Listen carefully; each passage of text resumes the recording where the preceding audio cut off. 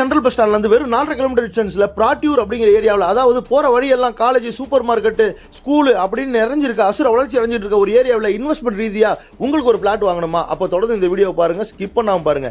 ஏன்னா இந்த வீடியோ நிச்சயமா உங்களோட சேமிப்புக்கு ஒரு வழிகாட்டியாவே இருக்கும்னு நான் சொல்வேன். இவ்வளோ சொல்றாங்களே, இவங்களுடைய நம்ம இடம் வாங்கணும்னு யோசிக்கிறீங்களா?